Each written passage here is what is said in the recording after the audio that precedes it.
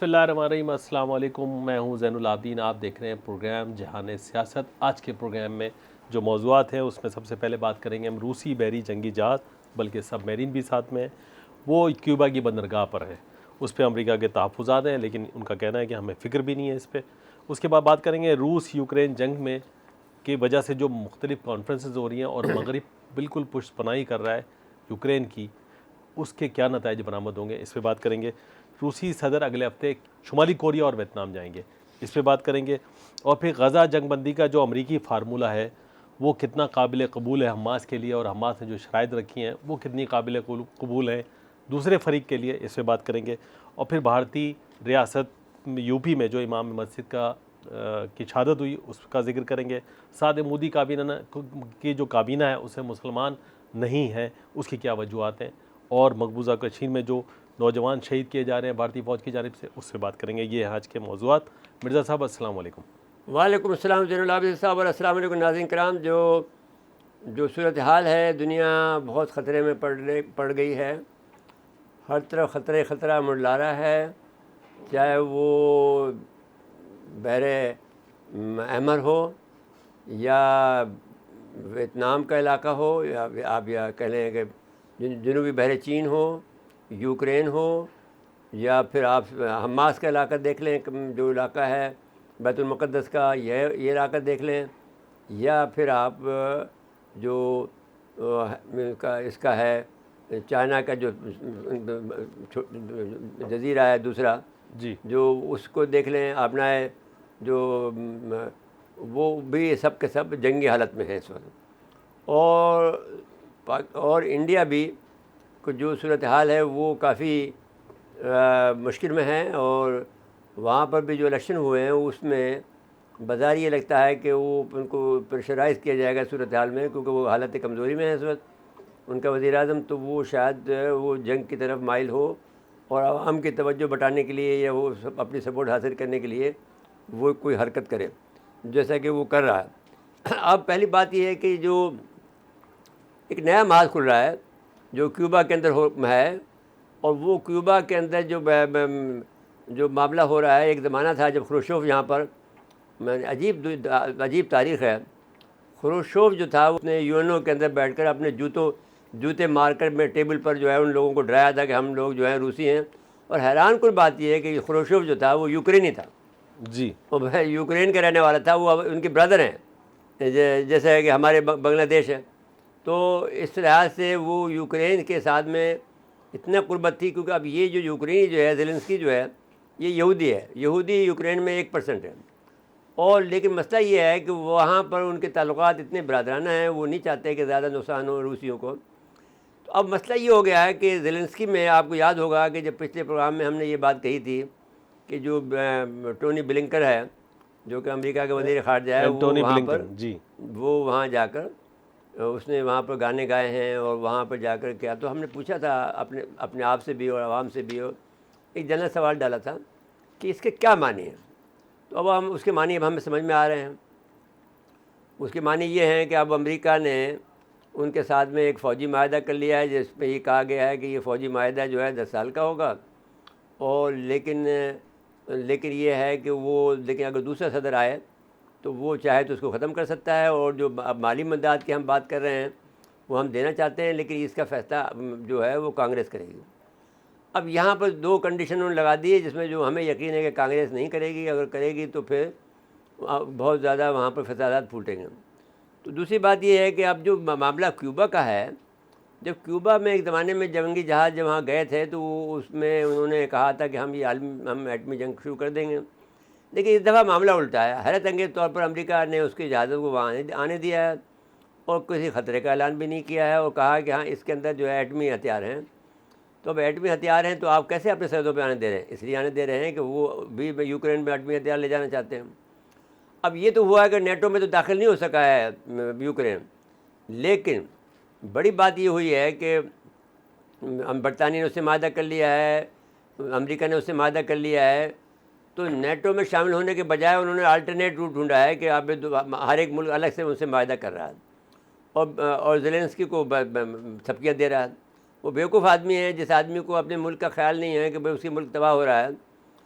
और साथ साथ में जो कुछ भी हो रहा है वो उसकी तबाही बर्बादी उसके मुकद्दर में, वो जब चाहें रिश्वत मार के उसको बैठा सकते हैं कोने पर।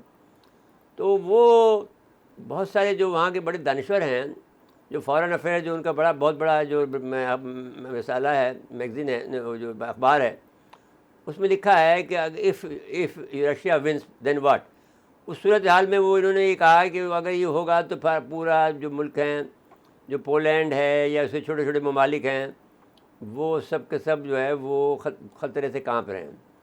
उनके पास जो हथियार उन्होंने शो किए हैं अपनी ड्रिल के अंदर, जो कि हुई है पिछले इसी महीने हुई है, पिछले महीने हुई है, टैक्टिकल वॉरहेड। जो टैक्टिकल वार हेड हैं, वो तो ये कहा गया है कि वो टैक्टिकल वार हेड जो है वो नॉर्मल हथियारों के थे, यानी जो रवायती हथियार होते हैं उसके थे, लेकिन वो अमेरिकन ये कहते हैं कि वो न्यूक्लियर भी थे।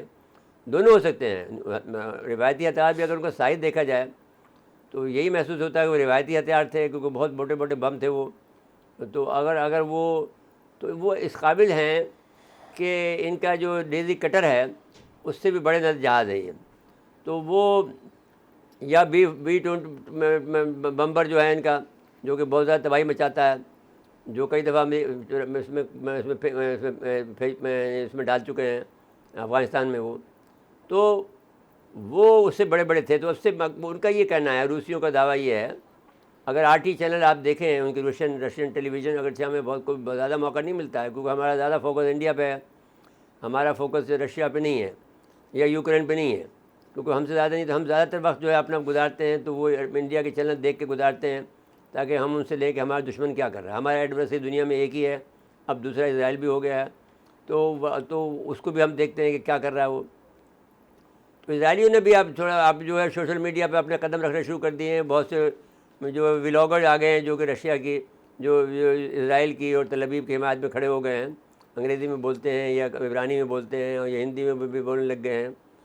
तो और इंडिया उनसे बहुत ज़्यादा असला भी ले रहा है और असला दे भी रहा है। तो अब सूरत हाल ये है कि जो इंडिया की जो पॉलिसी है वो बहुत अजीबोगरीब भी है। एक तरफ वो इनका इत्तेहादी स्ट्रेटजी, मैंने मिलिट्री इत्तेहादी बना हुआ है इंडिया का अमेरिका के साथ में, अमेरिका का इत्तेहादी बना हुआ है। दूसरी तरफ जो है वहाँ पर अपने फ़ौजी भेज रहा है, 200 के करीब फ़ौजी लड़ रहे हैं, जिसमें 2 मारे गए हैं। उनके 2 मारे भी जी। तो अब वो 2 जो मारे गए हैं तो वो अजीब सूरत हाल है। तो अब मसला ये है कि वहाँ पर अभी अगर देखें तो ये खौफनाक बात है कि रूस के बहरी जहाज़ जो क्यूबा की बंदरगाह हवाना में पहुँच गए हैं, उसमें जो जिससे ख़तरा पैदा हुआ है, अमेरिका का कहना है कि इस पर न्यूक्लियर हथियार हो सकते हैं, लेकिन रूसी वज़ीर दफ़ा कहना है कि बहरी जंगी जहाज़ में रिवायती हथियार नहीं हैं। अब वो ये भी कहते हैं कि ये क्योंकि क्यूबा कई अशरों से माशी मुश्किलात का शिकार है, उसे खुराक और अद्वियात की कमी का सामना है, इससे रूस उसकी मदद कर रहा है। अगर से क्यूबा के लिए ये आइडियल सूरत हाल नहीं है, क्योंकि वो इससे भी खौफजदा है कि अगर अमेरिका ने इसके ऊपर हमला कर दिया तो फिर वो क्या करेगा, रूसी दूर रहते हैं जी। लेकिन रशिया ने कहना है कि वहाँ मिसाइल एक्सरसाइज करना चाहते हैं उस रीजन में। देखिए वो तो फिर वो जहाँ पे आगजल हुआ ना जी, रिबटल हुआ ना इसका जो यूक्रेन में जो कर रहे हैं कि उनके घर में घुस गए, ये भी उनके दिल में घुस रहे हैं। आपका क्यूबा तो उनके साथ लगा हुआ इतना ही है, जैसा एक समंदर बीच में है बस, बाकी तो क्यूबा और अमेरिका एक ही है। उसी समंदर में एक्सरसाइज करनी है उन्होंने, वो ये करनी है उन्हें। और इसके साथ साथ में स्वीडन वगैरह पे भी करनी है जी। स्वीडन अलग डर रहा है कि भाई हमारा हालत तो बहुत बिगड़ गया। स्वीडन और ये नॉर्वे जो हैं ये आखिरी किनारा दुनिया का, और यहाँ पर ये शिमाली जो नॉर्थ पोल जो है वो वहाँ है। मेरे साहब ये जो टेंशन अब हो रही है, इसका मतलब कोई एंड तो होगा कहीं ना कहीं आगे, एंड तो अमली काम करना पड़ेगा। खात्मे की तरफ जा रही है, the end of the world का सिलसिला है जी। अगर किसी एक ने भी गलती कर दी, मिसाल के तौर पर मोदी जैसे बेवकूफ़ आदमी ने कर दी जी, मफाद में ज़ेलेंस्की जैसे बेवकूफ़ आदमी ने कर दी, रूस और अमेरिका तो डायरेक्ट नहीं लड़ेंगे, लेकिन ये लड़वा सकते हैं ये छोटे भैया जो लोग हैं जी, क्योंकि इनमें सेंस नहीं है। इनमें यह है कि हम अपनी ताकत का इजहार करें। अब बताइए कि 2 बड़े वाक़यात हुए हैं।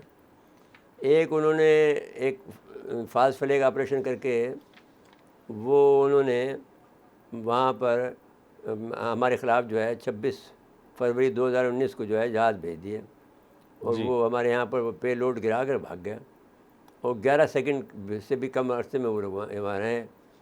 तो अब ऐसी सूरत हाल में 11 सेकंड प्लस रहे, 11.3 सेकंड रहे। तो अब आप ये बताइए कि उस अरसे में तो जहाज़ सिर्फ मोड़ा ही जा सकता है इस अरसे में, मतलब मोड़ते हुए गिरा के चले गए बस। बताने के लिए शरारती आदमी थे, बताने के लिए हमने आपके अब दावा कर दिया कि हमने उनको उनके फलाने लश्कर के जो है हमने उनका कैम्प तबाह कर दिया। अब इंडिया की आवाम इतनी बेवकूफ़ है कि उस पर यकीन भी कर लेती है। बड़ी अजीब बात है।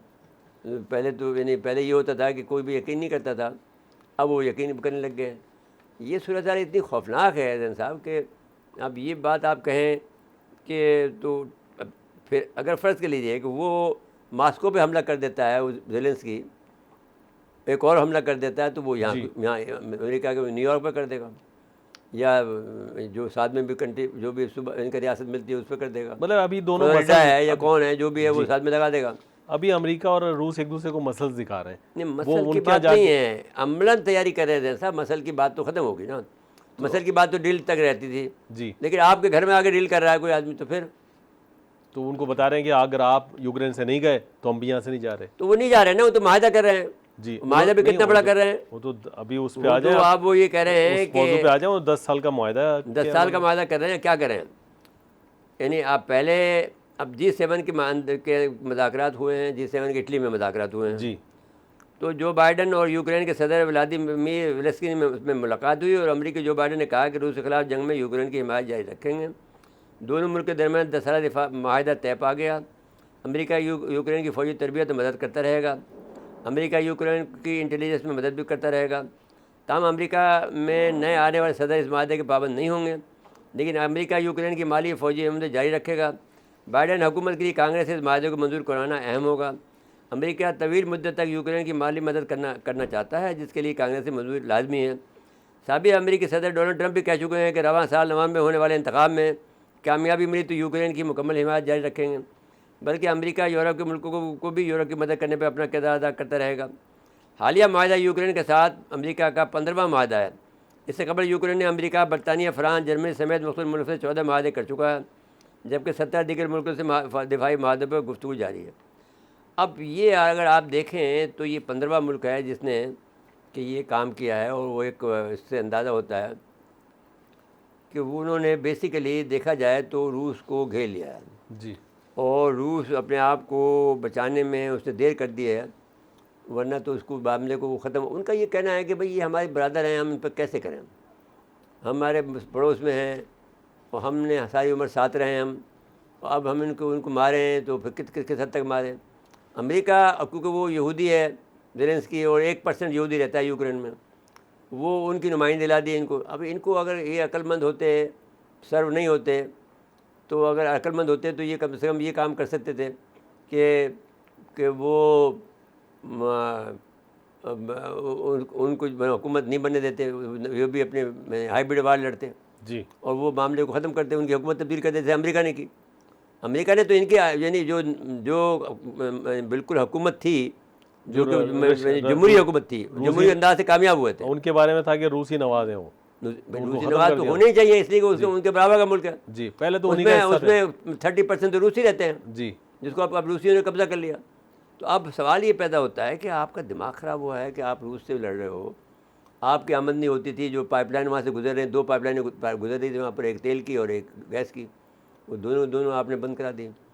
अब बताइए कि वो फिर इनका एग्रीकल्चर भी बूस्ट कर रहा था और वो भी पूरे एग्रीकल्चर तब भी बूस्ट कर रहा है। वो पूरे यूरोप को, जो पूरे यूरोप का फूड खाना है, खुराक का जो वहाँ सबसे ज़्यादा ग्रेन वहाँ पैदा होती है। नहीं, दुनिया में तो कहते हैं कि जो इनका फील्ड है, खेत जो है यूक्रेन में खेत हैं सारे यूरोप के, ग्रेन जाता है। आपको भी तो ग्रेन दिया ना वहाँ पर, रूस ने जाने दिया, रूस ने जी। 2 जहाज़ जो आए हैं आपके, हमारे यहाँ भी कमी होती है तो वहीं से खरीदारी की जाती है। अभी तो आपने फिर वो 1-2 जहाज़ों के अलावा फिर आपने नहीं मंगाया ना फिर बाद में, इसलिए कि आपके पास तो खुद ही बहुत हो गया था। तो बज़ाहिर तो उस वक्त वक्ती तौर पर कमी थी, तो वक्ती तौर की कमी को भी उन्होंने इस तरह से पूरा किया जी। लेकिन ऐसी नहीं थी। अब सवाल ये है इटली की, जो G7 पे बात कर लें जी, G7 पे। अब देखिए, हालांकि G7 का वो मेंबर, वो तो उस पर तो जापान, कनाडा, अमेरिका, ये इटली, ये बरतानिया, ये लोग हैं मेंबर। वो तो G7 का मतलब ये हो ना, ये तरक्की याफ्ता मुल्क हैं, वो हैं शामिल में जी। भारत भी होगा। तो उसमें उनको नहीं, भारत G7 में नहीं, नहीं, लेकिन G8 में है। मेंबर में नहीं है। फिर वो उनको वहाँ तो वैसे उन्होंने और भी ममालिक को बुलाया हुआ था। 12 दीगर मुल्कों में कॉन्फ्रेंस मदू किया है, जी। उसमें 5 आलमी तंजीमें करीब शारिक रही हुई हैं। तो अब कांग्रेस में यूक्रेन जंग में जो तबादला ख्याल किया गया, फरीकों को जबरदस्ती वकालत करने की कोशिश पर इत्तफाक किया गया। कॉन्फ्रेंस में गजा में भी फौरी जंगबंदी का मुतालबा किया गया। गजा में जारी हमलों को फौरी रोकने के इक़दाम की हिमायत का इरादा किया गया। फ़लस्तीनी बच्चों, ख़वातीन और पैदानगी कैंप पर हमले की मजम्मत की गई। फरीकों को फौरी जंगबंदी पर जाना होगा। अमेरिका, कनाडा, जर्मनी, फ़्रांस और बरतानिया, जापान, इटली की मेज़बानी में कॉन्फ्रेंस में शरीक रहे। कॉन्फ्रेंस में माहौलियाती तब्दीली के मसाइल, इंसानी हिजरत और पैदानगी का आना, आर्टिफिशियल इंटेलिजेंस, तवानाई बहरान, बरआज़म अफ्रीका के मसाइल और सिक्योरिटी ख़तरात पर तबादला ख्याल किया गया। इटली ने 12 दीगर मुल्कों के मंदूबीन को भी कॉन्फ्रेंस में मदऊ किया था और 5 आलमी तंजीमें भी शरीक हुई रही हैं इसमें। जी। अब ये होता है कि ये इस तरह के जो करते हैं, तो अमेरिका का ये तरीक़ाकार है कि सबको फंसा के रखता है, किसी न किसी काम में बिजी रखता है जी। हर वक्त मसरूफ़ रखता है और अपने आप की मदाखलत जारी रखता है कि साहब ये कर लो, ये कर लो, और अपने डॉलर को इस्तेमाल करता है। इसमें इन्होंने मौज़ूआत तो और बहुत सारे बताए, लेकिन फोकस यूक्रेन और रूस जंग का था। हाँ, तो उसमें फिर मादा कर लिया ना उसने, उसी जंग में उससे बहाने से वहाँ मीटिंग हुई, जो आए जो बाइडन, और वहाँ उनसे मुलाकात की उन्होंने। अब एक और बात अजीब हुई है जैन साहब, ये उन्होंने वहाँ से सीधा वो आए हैं मैंने सऊदी अरब जी। अब जाहिर है कि वो एक गरीब मुल्क है, यानी गरीब मुल्क इस लिहाज से कि बहुत अमीर है लेकिन ताकत के लिहाज से बहुत ही कमज़ोर है जी। तो इसलिए मैं गरीब कह रहा हूँ। अब वो पैसे इनसे निकलवाएंगे मोहम्मद बिन सलमान से। अब मोहम्मद बिन सलमान का दिल तो कटेगा, लेकिन अब वो देना पड़ेगा उसको क्योंकि हुक्म है। अब उसके लिए तो हुक्म जो आ गया है गॉड फादर से जी, तो उनको देना पड़ेगा। अच्छा, अब लेकिन उन्होंने पहले भी सालिसी का किरदार अदा किया है। नहीं, सालिसी की बहस वो नहीं पेशकश करते रहे। जो आदमी भी अब जाता है सऊदी अरब, इसका मतलब पैसे लेने जा रहा है वो। जी। हम भी जाते हैं तो हमारे पास ये मशहूर होता है भीख मांगने जा रहे हैं। हमारे तो जाते समझ जाते हैं हम किस लिए आए। तो दूसरे भी यही करते हैं जी। कौन सा अमेरिका आपने करता है? अमेरिका में सारी दौलत अमेरिका में उनकी रखी हुई है जी। तो आप सिर्फ बुक कीपिंग करते हैं। 2000 मिलियन डॉलर शिफ्ट कर दिए गए इस रजिस्टर से उस रजिस्टर में जी। उस पेज से दूसरे पेज में, बस इससे ज़्यादा कुछ नहीं होता जी। दौलत वहीं की वहीं रहती है। ठीक है, मेरे साथ ब्रेक लेकर अगर आपके पास भी आपके पैसे भी वहीं रहते हैं। अगर आपको 2 मिलियन दे, वो 2 बिलियन दे, तो बस बुक में लिखा जाएगा 2 बिलियन पाकिस्तान को ट्रांसफ़र हो गए, बस हो गए जी। बाकी तो पैसे तो वहीं पड़े हुए हैं, आपके भी पड़े हुए, उनके भी पड़े हुए हैं। अब वो अमेरिका ने एक निज़ाम बना दिया तो उसी पे चल रहा है। ब्रेक के बाद आएंगे तो ये जो आपने अभी बताया ना कि यूरोप के ममालिक जो कुछ कर रहे हैं, तो लेकिन रूस ने उनको जवाब भी दिया है कुछ, और बड़ा ख़तरनाक जवाब दिया है, तो उससे बात करेंगे। नाज़रीन, मुख्तसर वक्फ़ा है, वक्फ़े के बाद आते एक बार फिर प्रोग्राम में खुश आमदीद कहते हैं। जी मिर्ज़ा साहब, अब बात अब चले ये। अच्छा, मैं अब ज़ेलेंस्की सऊदी अरब की 3 माह मुलाकात, 3 माह में दूसरी मुलाकात हुई है। जंगी कैदियों से तबादले में तय पाने वाले अमूर पर अमल दरामद का जायज़ा लिया गया। ख्याल है कि फरवरी 2022 में रूस ने यूक्रेन पर हमला कर दिया था, उसके 4 इलाकों पर कब्जा करके फरवरी में किया था। नामज़द फ्रेमलिन कराया और इन इलाकों को रूस में जम कर लिया। मगरबी ममालिक की हिमायत यूक्रेन को हासिल होने के बावजूद 2 साल से रूस ने जंग मुसल्लत कर रखी है और दोनों जानिब जानी माल नुकसान हो रहा है। सऊदी अरब के बदस्तूर रूस और यूक्रेन के साथ ताल्लुकात हैं, इसलिए वो जंगबंदी में सालिसी का किरदार बेहतर तौर पर निभा सकता है। सऊदी अरब ने रूस यूक्रेन जंग में सालिसी अदा करने की कोशिश में गुज़श्ता बरस अगस्त में जंगबंदी की मुज़ाकरात की मेज़बानी भी की थी, जिसमें से रूस के अलावा 40 से ज़ायद ममालिक ने शिरकत की थी। याद रहे कि यूक्रेनी सदर व्लादिमीर ज़ेलेंस्की ने मई 2023 में जद्दा में होने अरब लीग के सरबराही इजलास में भी शिरकत की थी जी। लेकिन अब जो गया है वो पैसे लेने गया, जो इन्होंने वादा किया था उसके पहले, जब भी वो इतना इतरा रहा है। दूसरी तरफ जो है जहाँ ये हो रहा है, एक बात G7 हो गई, दूसरा इसका दौरा हो गया जी। तीसरी जो बात हुई है वो ये हुई है कि चीन के बाद में जो यूक्रेन में अमन कॉन्फ्रेंस जो हो रही है, उनके लिए हो रही है अमन कॉन्फ्रेंस, ये 15 से 16 जी 15 से 16 जून को यूक्रेन में अमन कॉन्फ्रेंस की शिरकत की दावत मिली है। तमाम पाकिस्तान ने अपने मसरूफियत की वजह से, बहुत मसरूफ़ है पाकिस्तान जी, तो उसमें उसने मना कर दिया। नहीं तो हमें भी तो कुछ अपनी पॉलिसी भी तो देखनी है ना कि नहीं, क्या चीज़ हमारे लिए बेहतर है। क्यों फार्म खा के किसी के फटे में पैर अड़ा है। जी हाँ, तो हमारा तो जो है नहीं, कौन सा रूस हमारी इतनी मदद कर रहा है, वो भी करे ना खुल के हमारी मदद। 15 और 16 जून को यूक्रेन में कॉन्फ्रेंस में शिरकत की दावत मिली है, तहाँ पाकिस्तान ने अपने मसरूफियत की वजह से कॉन्फ्रेंस में शिरकत नहीं करेगा। पाकिस्तान दुनिया में क़याम अमन के सबसे आगे है। तवक्को है आइंदा कुछ महीने में पाक चाइना तस्वीराती यानी स्ट्रेटिक मामून शराकतदारी में पेशरफ्त होगी। पाकिस्तान और चीन के दरमियान में चीनी शहरियों के तहफ़्फ़ुज़ और दो तरफ़ा तल्लुक़ात समेत तमाम अमूर मुश्तरका एलामिया में मौजूद है। जी वाज़ेह है कि चीन ने यूक्रेन अमन कॉन्फ्रेंस में शिरकत न करने का फैसला किया है। रूस का कहना है कि बीजिंग भी ये बात समझता है, रूस के बगैर कॉन्फ्रेंस फजूल होगी। तो वो हमारे दफ्तर खारजा ने बाकायदा पाकिस्तान बयान पूरा दिया। मतलब जी है, पाकिस्तान अपना अटैचमेंट दिखा रहा है जी उसके साथ में, चीन के साथ में, जी बिल्कुल। यानी पाकिस्तान उससे जुड़ गया। अब जो बात हमने पहले भी कही थी उसको रिपीट कर देते हैं कि रूस के पास जो है सब बूढ़े बूढ़े फ़ौजी हैं। उनके पास जो हमारे लोग कहते हैं ना, बहुत से लोग कि भाई आपने इतनी फ़ौज रखनी क्या जरूरत, जब आपके पास में भाई कब्ज़ा करने के लिए, ज़मीन पर कब्ज़ा करने के लिए तो आदमी चाहिए ना, मैन पावर चाहिए। जी अभी रूस के पास मैन पावर नहीं है। जी है तो वो अपने मैन पावर को मरवाना नहीं चाहते, उधर उधर से आदमी जा रहे हैं। 200 अब 200 कह रहे हैं कि इनके हैं, इंडिया के आदमी हैं रूसी फ़ौज में, अफ्रीका के बहुत से ममालिक के हैं। फिर साहब, लेकिन एक बात बताइए, यूरोप के मुल्कों को कुछ समझ है ये क्यों इतना खुल के उसके यूक्रेन के पीछे है? आपको मैं यकीन दिलाता हूँ जैन साहब, ये बात याद रखिएगा जी और सारे लोग हमारे नाज़रीन कराम याद रखें कि यूरोप उनके खिलाफ उठ खड़ा होगा, अमेरिका के खिलाफ, यकीन मान लें। और इसी साल होगा, आप और हम ज़िंदगी रही तो देखेंगे इंशाल्लाह कि वो ये रूस जो, इटली बहुत नाराज़ है, चीन बहुत, फ्रांस बहुत, सबसे ज़्यादा जो मुतासिर होगा अगर यूक्रेन फतह हो जाता है, सबसे ज़्यादा जर्मनी तबाह बर्बाद हो जाएगा। जर्मनी के पास अपना फ़ौज नहीं है, अपनी इतनी बड़ी तादाद में अमेरिका रखने नहीं दे रहा है, अब इजाज़त दी है।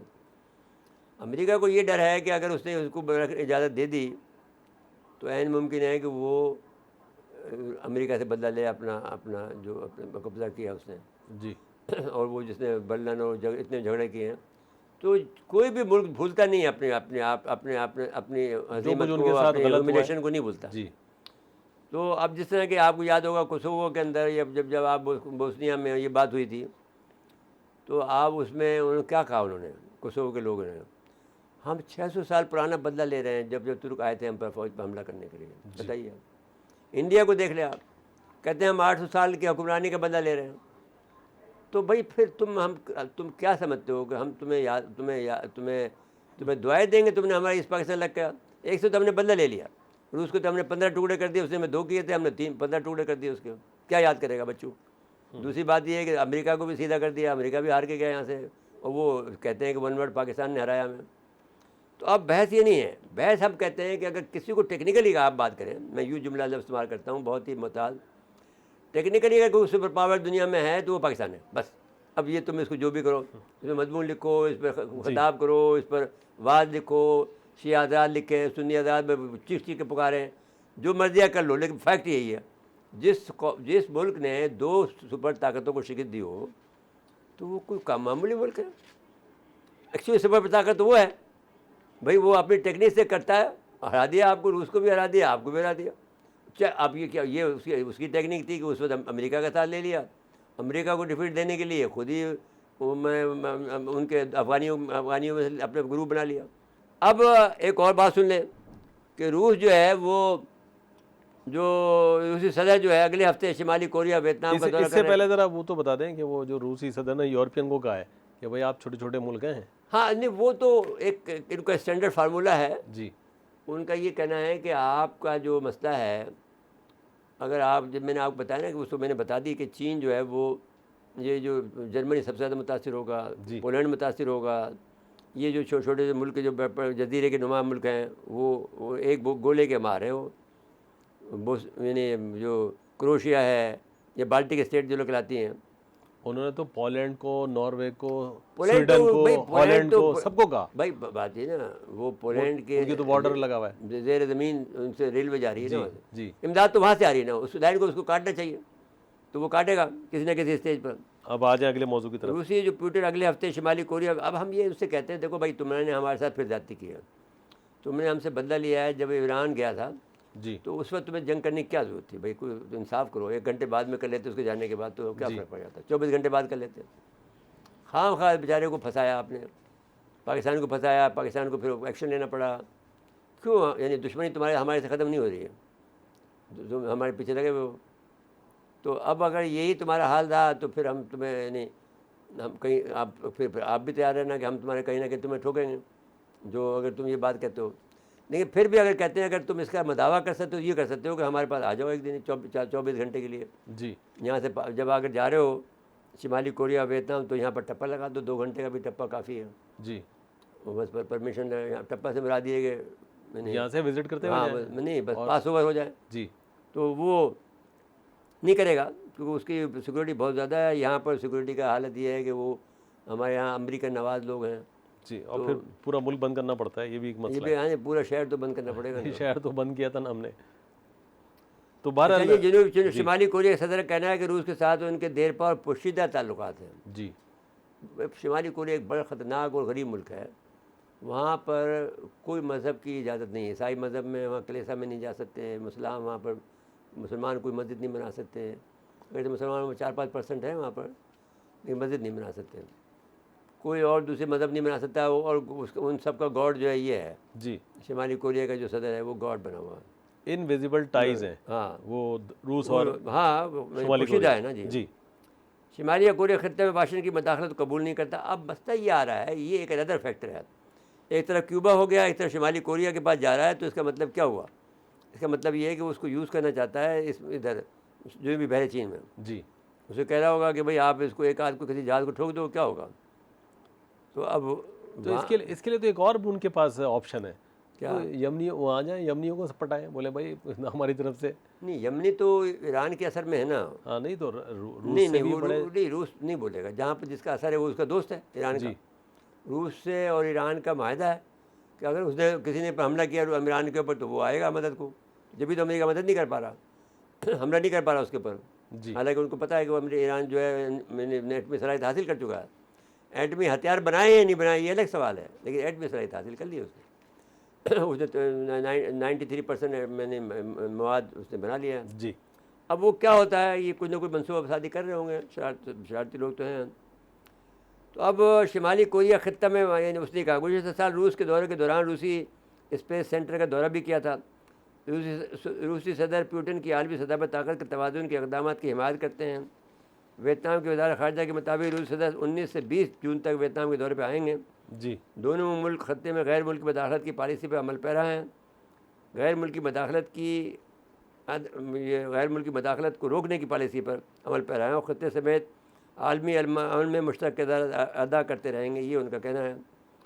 तो अब जो सूरत हाल है वो काफ़ी मेरे ख़्याल में जो वियतनाम और अगर अगर अगर शिमाली कोरिया को मिलाकर कर लें जी, तो एक तरफ मैंने आपको बताया कि डेथ ऑफ ट्रायंगल का जो लफ्ज़ इस्तेमाल किया है वो मैंने जो आपका बंगाल का जो है अमर चटगांग, जी, एक हमबिन तोता और ये आपकी जो हमारी बंदरगाह है, जी, जो बंदरगाह जो सबसे बड़ी ज़्यादा ख़तरनाक हो रही है गवादर वाली जी। जी, तो ये तीनों मिला के ट्रायंगल ऑफ डेथ कहलाता है इंडिया के लिए। जी, तो अगर वो इसके अलावा अगर म्यांमार को भी देख लें तो वहाँ भी ख़तरा है। और म्यांमार के साथ में लगे हुए उनके जो दो ज़ाहिर अंडमान और वो ज़राए जो हैं काला पानी के, जी, जहाँ पे उनके एटमी हथियार हैं। तो वो एक तरफ हमारे ख़तरे में है, हमारे जो शाइन 3 के, जी, और दूसरी तरफ चीनिया के कब में है, चीनिया के उसमें आते हैं रेंज में। जी, तो ये बड़ी ख़तरनाक सूरत हाल है इंडिया के लिए भी और अमेरिका के लिए भी। अब इसको ही अगर आप जोड़ें मामलात को कि किस तरह से जो मोहरे खेले जा रहे हैं कि एक तो वियतनाम जा रहा है, एक शिमाली कोरिया जा रहा है, दोनों मुल्क बड़े ख़तरनाक हैं।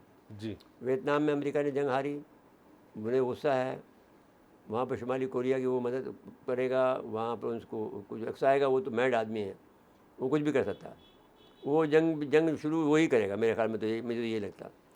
अब दूसरा जो है वो जा रहा है वियतनाम, वहाँ पर भी उनको भी गुस्सा है। वियतनामी ने बड़ी मेरे साहब एक बात है कि वो शुमाली कोरिया के सदर खुल के बिल्कुल बयान करते हैं अमेरिका के ख़िलाफ़ बिल्कुल, लेकिन अमेरिका उनके ख़िलाफ़ कोई काम नहीं कर पाते। नहीं, उसकी वजह ये है कि वो ये समझते हैं कि ये पागल आदमी है, इसको एक आदमी हमारा संभाल लेगा, हमें उसने कोई बंदोबस्त कर रखा हुआ उसका। वरना इक़्तिदार ख़त्म करवाना, मार देना, नहीं, वहाँ पर हालात इसलिए नहीं है कि नहीं कर सकते, वहाँ पर उसका बहुत सख्त वो है। अगर वो मारे जैसे खुफिया AI से मार सकता है, तो AI से भी अगर मारेगा तो फिर हिसाब किताब होगा। ये तो नहीं हो सकता कि वो, तो वहाँ पर रूसी भी उसका मदद कर रहे हैं, चीनी भी उसकी देखभाल कर रहे हैं। तो ये ऐसा नहीं हो सकता कि वो अकेला ही काम कर रहा होगा। तो अब सवाल अब और आगे चले तो नहीं, इसको वाइंड अप करेंगे हम कि ये रूसी सदर का जो दौरा है वो जहन बहुत ख़तरनाक है। मैं आपसे कह रहा हूँ कि अगर ये दोनों को मिलाएं कि एक तरफ जो है वो आपके वो वहाँ क्यूबा में पहुँच गया है, दूसरी तरफ यहाँ दौरा करके यहाँ पर एक उनके ऊपर दबाव बढ़ा रहा है, और चीन की मदद हो रही है इस तरह से जी इनडायरेक्टली, तो चीन की मदद हो रही है ना ये जी, और अमेरिका को दबाने की मदद हो रही है, उसने अपना फैलाव शुरू किया है।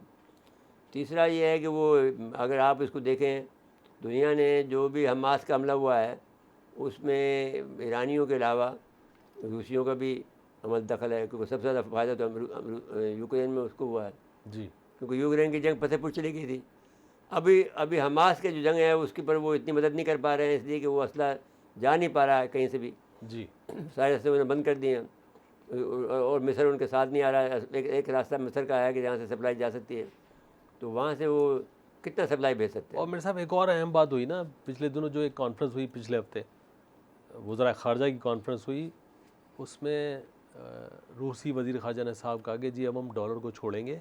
और नहीं, वो तो मैंने आपको बता दिया था जी कि 38 ममालिक ने ये फैसला कर लिया है कि डॉलर को रीडॉलराइजेशन करेंगे, उसमें इंडिया भी साथ दे रहा है उनका, अजीब बात है। और जो वो ब्रिक्स कॉन्फ्रेंस के जो वज़रा ख़ारजा की ब्रिक्स कॉन्फ्रेंस थी, तो उसमें वो यही कह रहा है कि साहब ये बात ऐसी है, वो कह रहे हैं डिजिटल करेंसी में हम लेन देन करेंगे। हाँ वो कर ले। तो वो ये तो एक और अमेरिका के लिए दर्द-ए-सर होगा फिर। वो इसी को रोकना चाहता है ना वो कुछ अच्छा, इस तरह और उसमें वही जो आप कह रहे हैं कि उस ब्रिक्स में इंडिया भी शामिल है, से। हाँ, ब्राज़ील है, इंडिया शामिल है और डी डॉलर साउथ अफ्रीका में भी शामिल है, जो डॉलर की कीमत घटा रहे हैं उसमें भी शामिल है। जी। तो ये एक अजीब तरह की डेवलपमेंट हो रही है। हाँ, हो रही है। जी मेरे साहब, फिर ब्रेक लेकर आ जा रहा है, ब्रेक के बाद आएंगे तो आप गज़ा के मामले में बात जी, करेंगे। बात कर लीजिए। नाज़रीन, मकसद वक्फ़ा है, वक्फ़े के बाद आते हैं, फिर प्रोग्राम में खुश आमदीद कहते हैं। मेरे साहब आप आ जाएँ ज़रा गज़ा के मामले पे। देखिए जंग बंदी देखिए, तो गज़ा का जो मामला है वो भी बहुत ही इंसानियत की जितनी तस्दील हुई है, जितना इंसानियत को उन्होंने इन्हें नुकसान पहुंचाया है, गरीब लोगों को, बेचारे मिस्कीन लोगों को, बेबस या बेयार मदद लोगों को किसी ने मदद को उनकी नहीं की है, और वो बेचारे रो रहे हैं, उनके बच्चे मारे जा रहे हैं, उनकी औरतों में जो हैं वो मारी जा रही हैं, बूढ़े मारे जा रहे हैं। बहिमाना और बर्बरियत का भी इससे भी बढ़कर भी कोई लफ्ज़ हो सकता है तो वो दरियाफ्त होना चाहिए।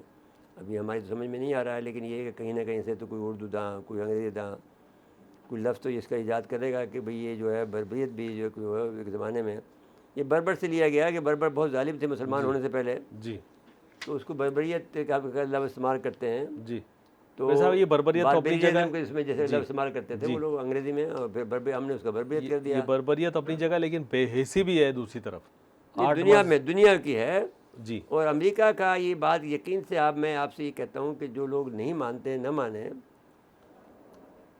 अगर ये दज्जाल नहीं है तो दज्जाल की आमद की दलील है। अमेरिका गधे पे सवार होगा, एक आँख होगी, एक आँख से मुराद ये है कि तशबीह के तौर पर देख सकते हैं कि वो सिर्फ उसको इसराइल नज़र आ रहा है, जी, सिर्फ इसराइल नज़र आता है और कोई नज़र नहीं आता उसे, तो एक आँख तो होगी ना, वन साइडेड है कम्प्लीटली। जी, अब जब इंसानियत के आप इतने बड़े आलमबरदार हैं तो आपको ये बात याद रखनी चाहिए कि इंसानियत तो फिर इंसानियत होती है ना, जब वो फिर क्या तो आप उनको इंसान न समझो, तो अब उनकी मदद आप कर रहे हैं पैसे के लालच में, या निज़ाम जो बना रखा है उसको निज़ाम कारोबार उनके हाथ में तो जाहिर है भाई, तो निज़ाम को तोड़ भी सकता है अमेरिका जैसा मुल्क जो है वो। मैं जब गया था वहाँ, मैं 1980 में मैं गया था वहाँ, 81 में, जब वो एक मज़ाकरात थे मुझे वहाँ के, अमेरिका की एक वेस्टर्न कंपनी है उसके सरबराह से मज़ाकरात थे मेरे। उस कंपनी का जो सदर था तो बहुत बड़ा आदमी होता है, उसका नाम डनी हू था। उस ज़माने में ईरान का, ये 79 की बात है, ईरान पर वो हमला करना चाहते थे। तो मुझे कहने लगे, जब हमारी चाय वाय हो गई पानी, जो मैं केस जीत गया उनसे बहस मुबासे में, तो मुझे कहने लगे कि तुम हमसे $1 मिलियन लेके जा रहे हो, देखो बहुत तुम ख़तरनाक आदमी हो, पाकिस्तानी होने के बाद तुम इटालियन का फेवर करे। मैंने भाई बात ही, मैं तो जिस कंपनी में मुलाजिम है मैं उसका वफादार हूँ, आप जो मैंने कोई आपसे नाजायज़ तो पैसे नहीं ले रहा। तो फिर बातें करते करते फिर गुस्सा आ गया उसे कहने लगा कि ईरान पे हम हमला करेंगे। जब ईरान को वो वाक़या हो चुका था कि ईरान के जो अमेरिका की एम्बेसी के ऊपर कब्ज़ा कर लिया था, उन पर जी उनको मारा पीटा था, कैद में डाला था ईरानियों ने। तो मैंने कहा देखो वो बहुत पुरानी सिविलाइजेशन है, आप ऐसा नहीं करें भाई। क्या तो उन्होंने कहा कि साहब क्या तो वो हमसे मजबूत होने चाहिए या फिर हमसे दब के रहना चाहिए, हमारा तो ये रूल है। मैंने कहा ये रूल ख़त्म करो, अभी अच्छी अच्छी बातें करो, तुम जो कैसे बात करो, तो इतनी पुरानी सिविलाइजेशन है। तो फिर वो आखिरकार में मान गया कि हाँ आप ठीक कहते हैं, आप लोग तो इंसानियत दोस्त हैं और हम लोगों के तो हमारी कोई सिविलाइजेशन नहीं है, हमारी उम्र भी जो 2.5 साल है, उस ज़माने में 250 साल है।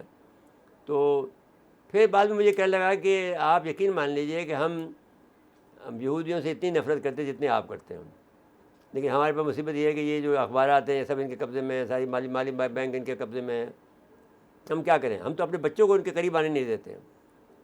वो ये कह रहा है सदर जो वेस्टर्न इलेक्ट्रिक एक नंबर 2 कंपनी है अमेरिका की, सबसे बड़ी कंपनी जो है टेलीकम्युनिकेशन की, वो AT&T है। AT&T की सब्सिडरी ये है।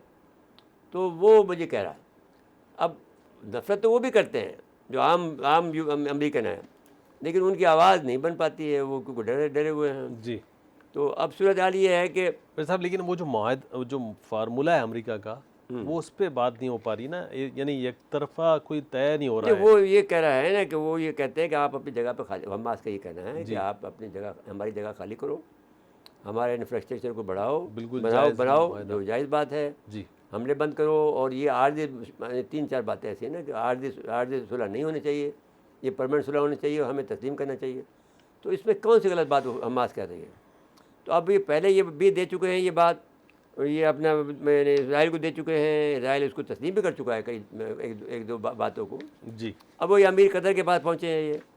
तो गज़ा में जंग में अमेरिका ने का जो रोड मैप है, हमारे ने अपनी शराइत रख दी हैं, जैसे जो मैंने बयान कर दी आपको।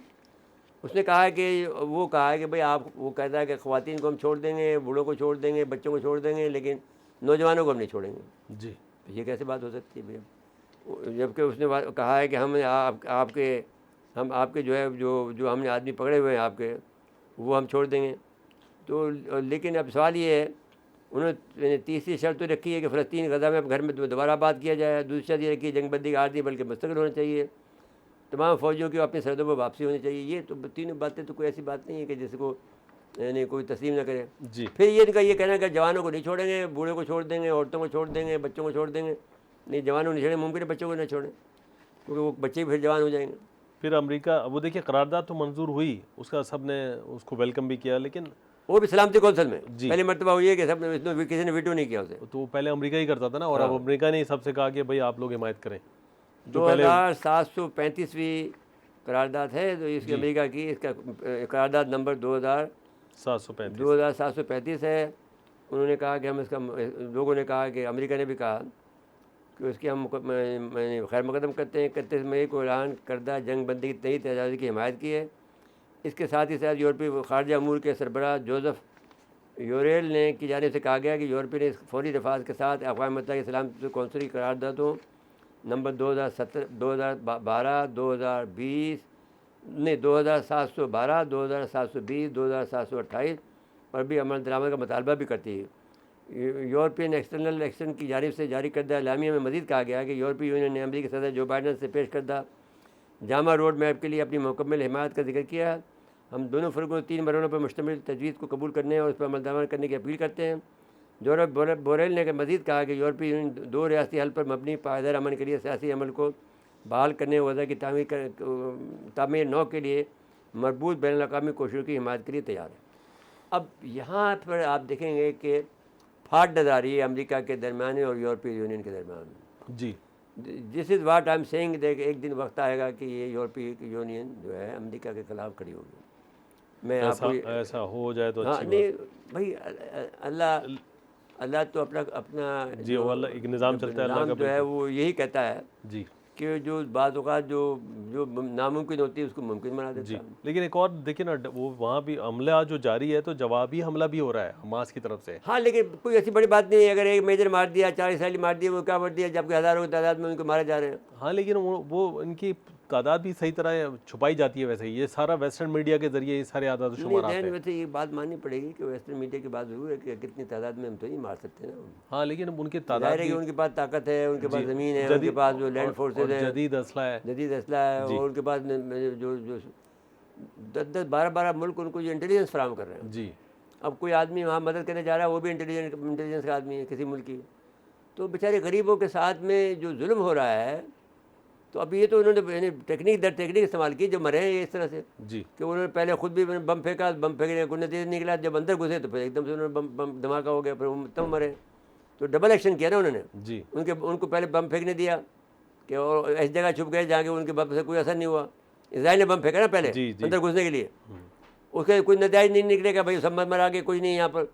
जब वो अंदर घुसे तो फिर उन पर हमला कर दिया उन्होंने, फिर बम फाड़ दिया। तो अब जो करारदाद मंजूर होती है उसका खैर मकदम जो हुआ है, हमारे से जंगबंदी हिमायत सलामती कौंसिल का खैर मकदम किया अपने। अब इससे अंदाज़ा होता है कि वो भी थक गए हैं जी। उनके पास मदद नहीं पहुंच पा रही है। लोग बाग मदद तो कर रहे हैं, पैसे के लिहाज से भी कर रहे हैं, सब कुछ कर रहे हैं, लेकिन वो आई जाए कैसे। रफ़ा से भी कंट्रोल है उनका, जी। मिस्र से भी कंट्रोल है, उनके पास मदद नहीं जा पा और रही है। सदर रईसी के आने के बाद ईरानियों की तरफ से भी थोड़ा सा कुछ ना कुछ कमी हुई नहीं, होगी। कमी तो नहीं हुई है, वो क्योंकि उनका एक सिस्टम है, वो जारी रहता है। रईसी का उसमें कोई अमल दखल नहीं है। Raisi is not the part of that game.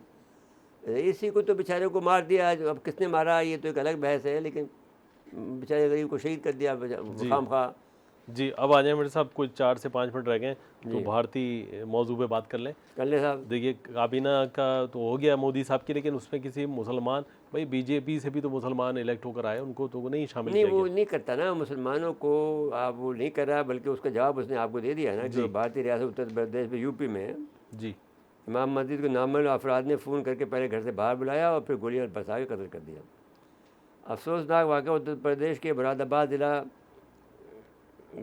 Katghar में पुलिस स्टेशन की हदूद में भैंसिया गांव में पेश आया। शहीद इमाम की शनाख्त 36 साल मौलाना अकरम के नाम से हुई। लाश कत्ल के अगले रोज़ घर के करीब एक वीरान मकान से बरामद हुई। मकतूल 6 बच्चों का बाप था और मस्जिद के करीब एक मकान में रहाइश पजीर था। मौलाना अकरम को पिस्तौल से सीने में इंतहाई करीब से गोली मारी गई। वाज़ह रहा है कि चंद रोज़ कबल प्रतापगढ़ जिला में भी एक आलिम दीन मौलाना फ़ारूक को बेदर्दी से कत्ल किया गया था। ये तो वो हिंदुत्व जो उनके यहाँ है, वो उसका वो तो अभी देखो, मैंने आपसे ही कहा था कि अब ये वैसे भी बड़ा कोई पुलवामा कराएगा जी, ताकि वो लोगों की नज़रों में फिर वो मकबूल हो कि वो पुलवामा नहीं कर सका तो ये हार गया ना। जी। हार गया इसलिए कि उसके बाद वो नहीं आ सकी। हाँ, वो सादा अक्सरियत भी ले सके। देखिए, इस क्रेडिट को हम जनरल किदवाई को देते हैं, लेफ्टिनेंट जनरल खालिद किदवाई अहमद को, जो कि एडवाइज़र हैं डेवलपमेंट के जी। और nuclear command national command authority के जो सरबराह हैं के एडवाइज़र हैं, उनको देते हैं कि उन्होंने पिछले साल से जो उनको समझाना शुरू किया था कि अगर तुमने ज़रा भी हमला किया पुलवामा जैसा फ्लैग ऑपरेशन के, तो हम जवाब बहुत सख्त देंगे, और वो भी आपका जितना आप करोगे उससे आप एक नंबर बढ़ के देंगे, जी। जैसा कि हमने 27 फरवरी को दिया। जी। तो अब वो रोक लिया, अब वो करेंगे, हम यकीन रखते हैं कि अब वो करेंगे, तो इसकी आप तैयारी कर रख लें कि भाई आप तो अच्छा, एक और बात है, देखें वो जो दूसरी जगह जंगें हो रही हैं, तो अब आलमी मीडिया की भी तवज्जो नहीं है मकबूज और कश्मीर पे कि वहाँ क्या नहीं, क्या तो हो रहा है। वो बहस तो यूँ है ना कि अब 1 मिलियन तो वहाँ पर फौजी लगे हुए हैं। जी। उनके पास पैसे नहीं हैं जो कि इतनी बड़ी बातें कर रहे हैं, 600 मिलियन की, बिलियन के पास है। उनके पास कपड़े नहीं हैं जो कि गर्म सर्दियों के होते हैं उनके फौजियों के पास। जी। 10,000 फौजियों के पास तो हैं जो कि सियाचिन से आए हैं। ये सब कुछ होने के बावजूद वो जो कश्मीर में जो कुछ जुल्म कर रहे हैं वो तो जारी है। अब ये इतना जुल्म नहीं है, ये जो जुल्म होना चाहिए था, उनके जो प्लान का जो हिस्सा है, होना चाहिए तो गलत कह रहा हूँ, कि जो उनके प्लान का हिस्सा है, जो वो चाहते थे, जो वो चाहते थे, वो नहीं कर पा रहे हैं। जी। अब उन्हें ये ख़तरा लाक हो गया है, जैसा कि किदवाई साहब ने भी ये कहा है 28 मई को CIT+ के जो इस्लामाबाद में, जी, कि उनसे एक चौकी तो मैंने चीनी हमसे नहीं जा सकती, एक चौकी पर तो हमारे कब्ज़ा नहीं कर सकते। वो कहते हैं कि हम आज़ाद कश्मीर को कब्ज़ा कर लेंगे, वो आगे बढ़ के बोलते हैं गिलगित बल्तिस्तान भी कर देंगे। तो वो कहते हैं एक चौकी पर कब्ज़ा करके दिखाएं कि हम तुम्हें क्या तमाशा दिखाते हैं तुम्हें। जी। तो ये इस तरह के जो जवाबात हैं जो पहली मरतबा किसी यानी बड़े प्लेटफार्म से आ रहे हैं, जी, वो इंडिया को रोके रखा है। जी। अदरवाइज तो अभी वो कोई ना कोई बदमाशी करके बैठ जाता, इससे ज़्यादा होता। लेकिन जनरल किदवाई ने जो ये काम किया है वो बड़ा काम किया है और उनको बड़ा यही सख्त वार्निंग दी है। जी बिल्कुल ठीक है। मेरे साथ वक्त ख़त्म हुआ प्रोग्राम का। नाज़रीन आज के लिए इतना ही। आइंदा प्रोग्राम तक के लिए इजाज़त चाहते हैं। अल्लाह हाफ़िज़।